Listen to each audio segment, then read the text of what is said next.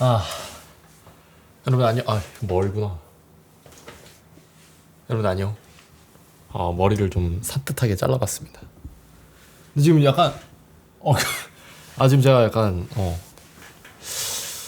아무튼 오늘 제가 좀 약간 아무 계획도 없이 그냥 카메라를 켜봤어요. 그냥 진짜 아무 계획도 없이 어떤 컨텐츠도 뭐 있는 게 아니라 그냥 이제는 내가 좀 그냥 내가 하고 싶은 말을 하고 싶은 네.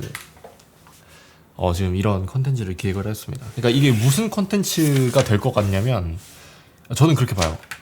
약간 내가 떠오르는 것들, 내가 떠오르는 어떤 그 생각, 어떤 나의 철학 이런 것들을 여러분들하고 함께 의논해보는 그런 컨텐츠가 되지 않을까. 저는 그렇게 생각을 합니다.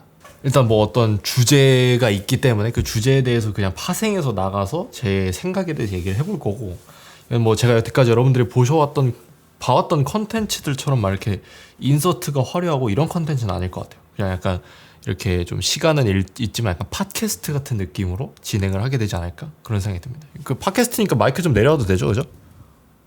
이거 너무 내려왔구나. 자, 아무튼 우선 오늘 제가 다뤄볼 주제는 뭐냐면, 오늘 제가 다뤄볼 주제는 소비예요. 소비. 이 소비에서 어떤 걸 다뤄볼 거냐면 요즘 대중들의 소비 성향에 대해서 좀 다뤄보고 싶어요. 대중들의 소비 성향. 제가 이거를 생각하게 된 이런 컨텐츠를 생각하게 된 가장 큰 계기가 뭐냐면, 그러니까 제가 어느 날 이런 생각이 들었어요. 그러니까 어느 날 뉴스를 보다가 이런 생각이 든 거야. 왜 우리나라는 경제가 어려워지고 있는데도 불구하고 명품 소비량이 늘어날까? 명품 소비량이 늘어날까라는 생각을 하게 됐어요. 한국인이 지난해 세계에서 1인당 명품 소비를 가장 많이 한 걸로 조사됐다고 미국 CNBC 방송이 보도했습니다. CNBC 방송에 따르면 글로벌 투자은행인 모건 스탠리는 한국인의 지난해 명품 소비가 전년보다 24% 증가한 168억 달러, 우리 돈 20조 9천억 원으로 추산된다고 밝혔습니다. 또 이를 1인당으로 환산하면 325달러, 우리 돈 40만 4천 원으로 미국 280달러, 중국 55달러보다 훨씬 많은 걸로 나타났습니다. 모건 스탠리는 한국 내 명품 수요가 구매력 상승에 따른 것으로 보이며 외모를 중시하는 풍조도 명품 수요를 늘리는 데 일조한 것으로 보인다고 지적했습니다. 모건 스탠리는 또 명품 업체들의 유명 인사를 활용해 소비를 부추기고 있다면서 거의 모든 한국의 유명 연예인이 명품 브랜드의 홍보대사로 활동하고 있다고 설명했습니다. 지금 되게 역설적인 반응인 거죠. 명품이라는 건 어찌 보면 럭셔리, 그러니까 즉 사치품이라는 얘기인데, 그러니까 대한민국 경제는 점점 어려워지고 있단 말이야. 그러니까 사실상 지금 굉장히 어려운 상황에 처한 것도 맞아요. 실업자도 정말 많은 그런 시즌이고, 그다음에 여러모로 힘들어지고 있는 그런 현실도 맞는 것 같아요. 근데 왜 하필 지금 늘어날까? 주변 분들뿐만이 아니라 제 주변에 뭐 친한 지인들, 그 다음에 명품을 소비하는 걸 좋아하는 사람들, 그리고 심지어 저는 이제 백화점에 자주 가다 보니까 백화점에 있는 어떤 그냥 일반적인 대중들한테도 그냥 물어봤어요. 그러니까 나도 그냥 미친놈이지. 내가 그걸 그냥 모르는 사람한테 가가지고 물어본 건데, 너무 궁금했어. 그러니까 나는 그래서 그런 생각이 들었죠. 처음에 그런 생각이 들었어. 이 사람들은 뭔가 좀 인생이 잘 풀린 사람들인가? 왜 요즘 그런 사람 많잖아요. 영앤리치들 많잖아. Like me. 영앤리치들이 많잖아. 근데 그런 사람들인가? 라는 생각을 1차적으로 하게 됐어요. 근데 물어보니까 역설적이기도 아니었어. 실제로 백화점 3사의 명품 매출액 가운데 2030 세대 비중은 코로나 이전인 2019년부터 꾸준히 50%를 육박했습니다. 이들 스스로 명품을 사는 계기로 소셜미디어를 꼽습니다. 실제로 유튜브 등엔 이들 세대 사이에서 자신이 산 명품 사진을 올리거나 명품 품평을 하는 게시물이 넘쳐납니다. 이 같은 소셜미디어에 타인에게 쉽게 영향을 받는 문화까지 겹쳐 명품이 또래 문화로 자리 잡았다는 진단이 나옵니다. 오늘은 그것에 대해서 다뤄볼 예정입니다. 그래서 오늘 첫 번째로 제가 첫 번째 챕터로 다뤄보고 싶은 건 명품이에요. 명품이 지금 한국에서 어떤 가치를 가지고 있느냐.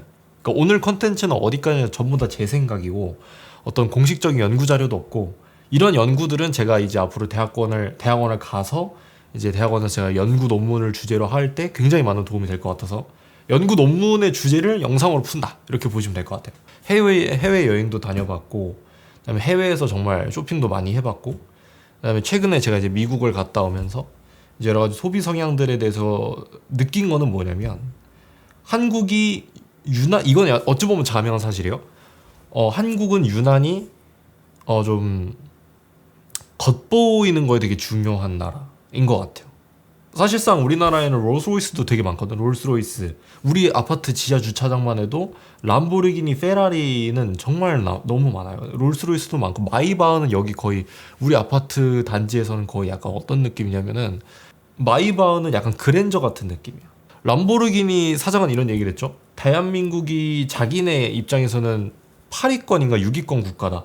굉장히 중요한 국가가 돼버린 거죠.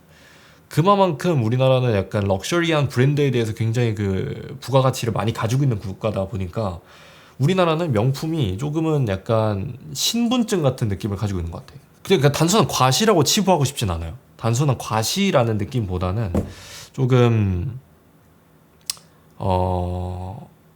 좋게 말하면 자기 표현인데 근데 좀 직설적이거나 나쁘게 말하면 포장이죠. 그런 느낌을 많이 받았어요. 그러니까 저 같은 경우에는 워낙 쇼핑을 좋아하다 보니까 이제 명품 매장을 가게 되면은 그런 광경을 되게 많이 봅니다. 제가 가장 좀 명품이라든가 명품이 아닌 그냥 뭐 그냥 대체적인 브랜드를 갔을 때 굉장히 많이 보는 장면은 뭐가 있냐면 구매는 하지 않아요. 구매는 하지 않고 인스타그램으로 사진을 오지게 찍고 나갑니다. 이 제가 제일 많이 보는 광경 중에 하나예요. 그리고 만약에 사더라도 거기서 가장 그냥 저렴한 걸 삽니다. 그리고 인스타에는 그 쇼핑백이 올라오죠. 그러니까 저는 그런 생각이 들었어요. 그러니까 이게 어떤 가치를 가지고 있는 걸까? 그러니까 제가 명품을 사게 된 가장 큰 첫 번째 계기는 저도 마찬가지로 사람이다 보니까 같은 의미로 시작을 했던 것 같아요. 제가 처음으로 명품을 샀던 시절은 21살이었던 것 같습니다. 21살에 이제 제가 처음으로 영상이라는 걸로 프리랜서로 이제 일을 하기 시작하고 수익이 좀 들어오는 그 시점에 나도 약간 지갑이라는 거를 명품을 쓰고 싶다라는 생각이 들어가지고 이제 구매를 하게 됐죠.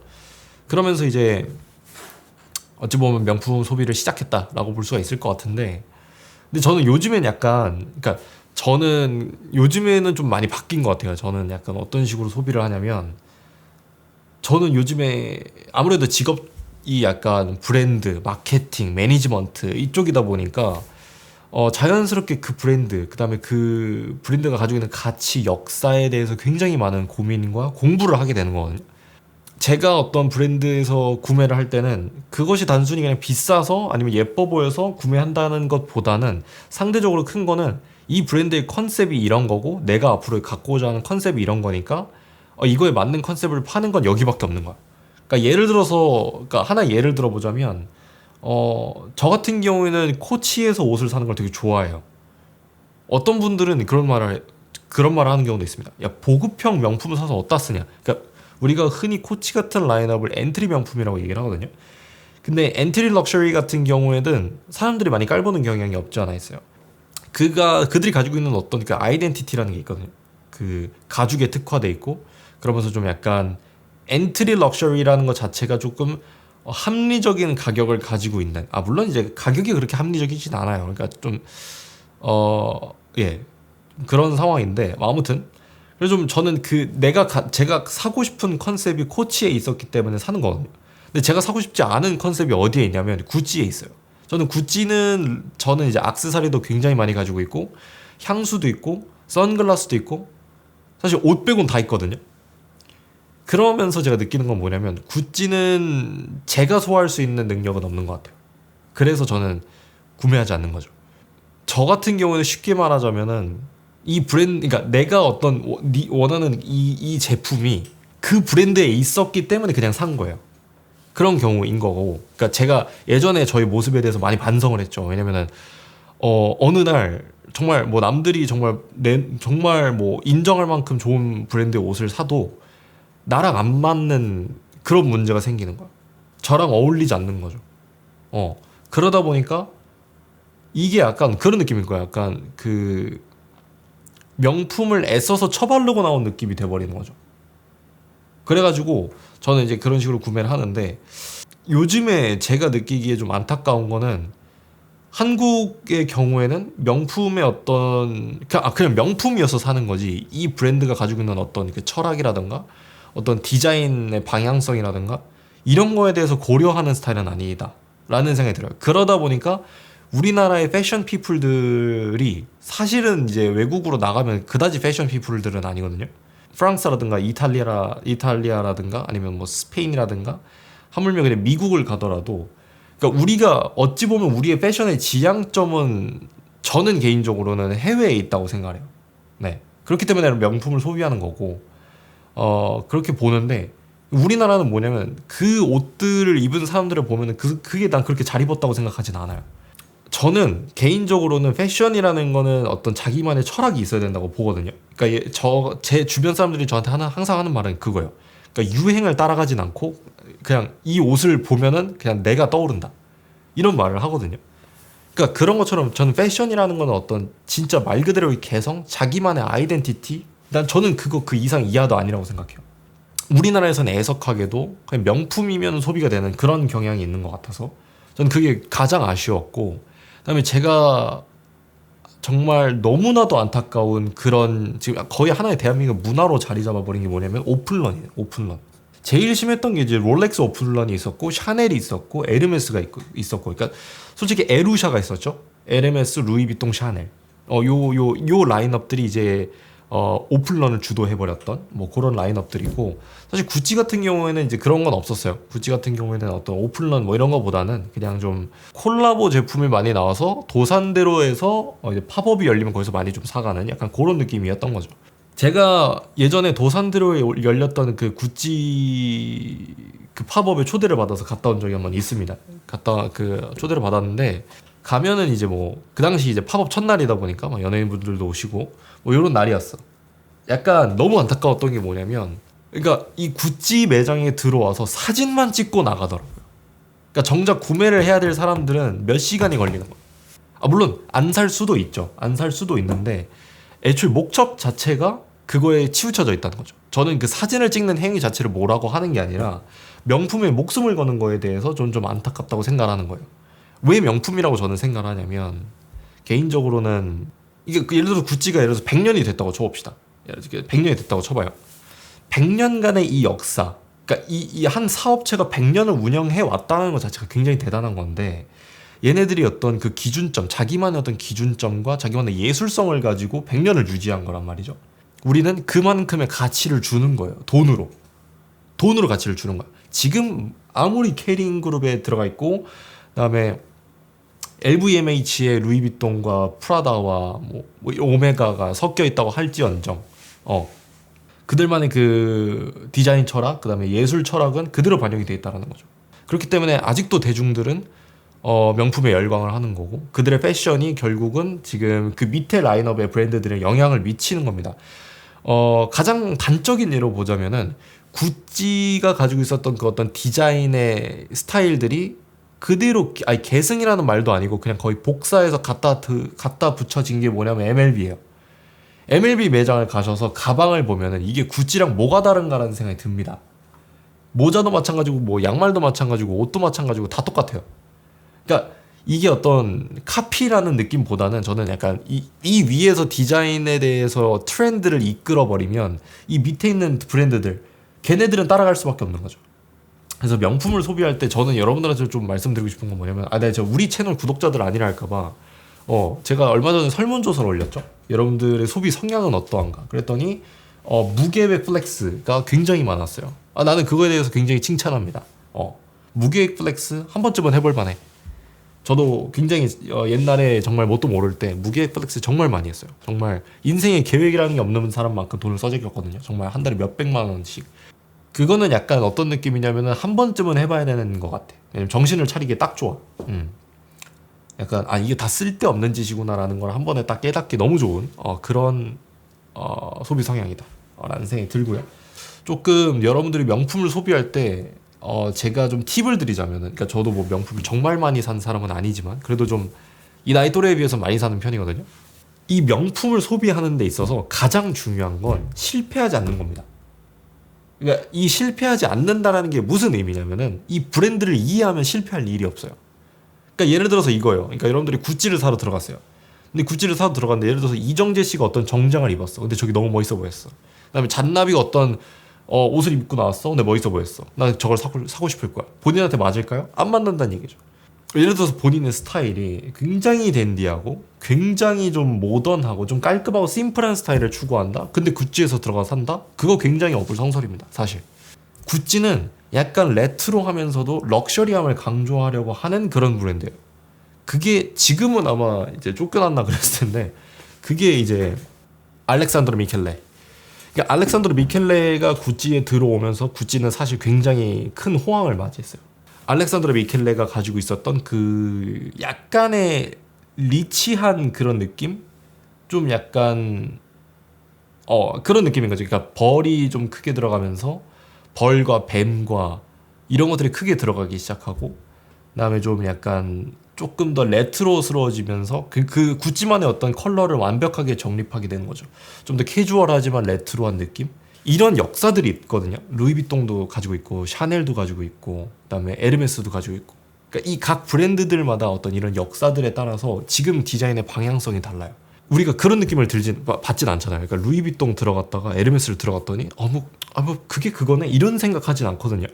그러니까 그런 것처럼 옷을 사러 가. 그러면은 저는 그 브랜드의 역사는 어느 정도는 알고 가야 된다고 생각을 합니다. 하나의 약간 그림을 사는 것과 같은 느낌으로 저는 항상 구매를 하거든요.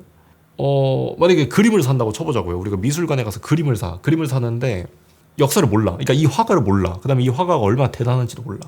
그러면은 이 그림이 왜 만약에 100억이라고 쳤을 때 저 그림이 왜 100억인지 이해를 못해요.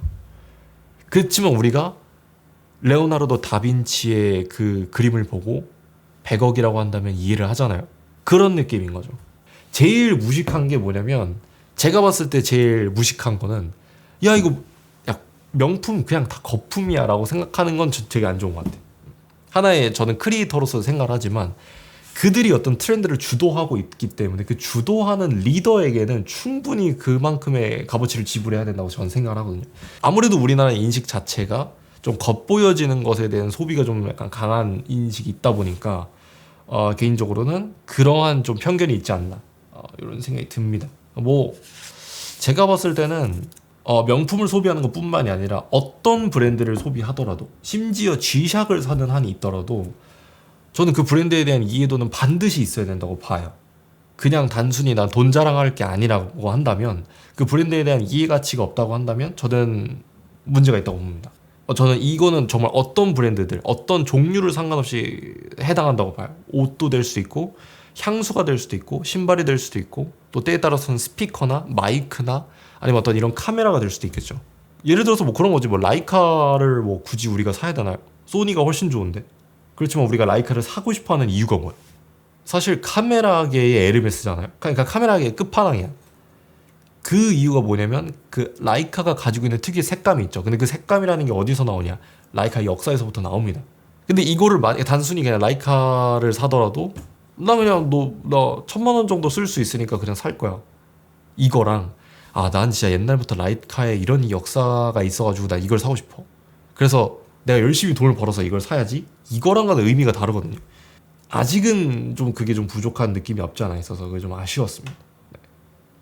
그래서 일단 소비 큰 테마 중에서 오늘 명품 챕터 1에 대해서 좀 얘기를 해봤죠. 결론적으로는 여러분들의 그런 말씀을 드리고 싶어요. 그러니까 여러분들이 명품을 산다라는 것 자체에 대해서 누군가는 뭐라고 할 수도 있습니다. 저는 그 브랜드를 여러분들이 좀 파악을 해가면서 봐야 될 필요는 있지 않나 라는 생각이 있습니다. 근데 그거를 내가 언제 다 공부를 하냐 하실 수 있는데 왜 요즘 좋은 거 많잖아요. 소비더머니 막 이런 거 많잖아. 나는 거기 되게 설명이 잘 돼 있다고 봐요. 그 정도로 브랜드에 대해서 약간 이해도가 있다면 저는 명품을 소비하는 데 있어서 여러분들이 실패할 일은 없다라고 보거든요. 그리고 명품을 소비하고 가장 중요한 게 뭐냐면 줏대가 없이 명품을 사면 욕을 먹을 수밖에 없어요. 그러니까 본인의 어떤 명확한 철학이 있는 상태에서 명품을 소비를 하면은 무시를 덜 당해. 근데 명품에 대한 철학이 없고 그냥 난 명품이니까 사야지 이거랑은 달라요. 명품을 소비한다라는 생각보다는 어떤 작품을 구매한다라는 마인드로 접근하면은 실패할 확률이 줄어든다라고 생각을 합니다. 뭐 어떤 분 오늘 제가 한 말 자체가 뭐 어떤 정답이라고 생각하진 않아요. 그러니까 가치관의 차이인 거고 그리고 어떤 분들은 명품에 대해서 굉장히 안 좋게 생각하실 수도 있고, 어떤 분들은 명품에 정말 빠져 계시는 분들도 진짜 어떤 패션으로서 정말 존중하시는 분들이 있거든요. 저는 뭐 여러 가지 양립하는 어떤 가치관들이 있겠지만 저는 조금 더 이 패션 쪽으로 좀 더 가까운 입장으로서 오늘 이렇게 얘기를 해봤고, 분명히 의견이 다를 수 있습니다.